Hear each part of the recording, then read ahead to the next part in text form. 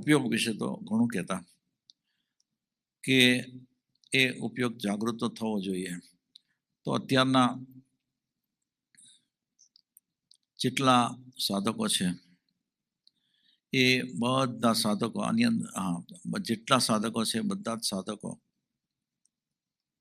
પોતાના મનને આ શરૂઆતની ભૂમિકાથી કરીને પછી એકાગ્રતાની વાત આવે છે. પોતાના મનને પોતાની સાધનામાં એકાગ્ર કરે છે, એટલે કે સાધન ઉપર એકાગ્ર કરે છે. અને એ જેટલો વખત એ એકાગ્રતા રહે એ એની સ્થિરતા. અને સાધકે સાધનાની શરૂઆત કરી અને એક થોડીક પણ એકાગ્રતા આવે, થોડીક, તો પણ એને શાંતિ લાગે છે. અને પછી જેમ જેમ એકાગ્રતા વધતી જાય એમ એમ બધા અલગ અલગ અનુભવો થતા જાય.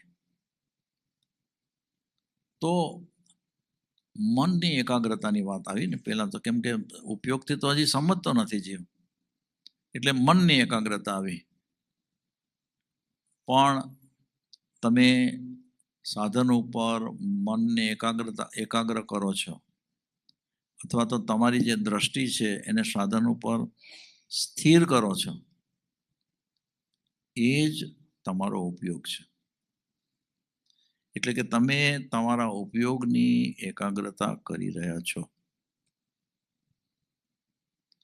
આમ આ રીતે અનુક્રમે સાધના કરતા કરતા કરતા કરતા ઉપયોગની પ્રતીતિ થવી જરૂરી છે. એક વખત પ્રતીતિ થાય ને પછીથી આખી સાધનાની વાતમાં ઘણો બધો ફરક આવી જાય.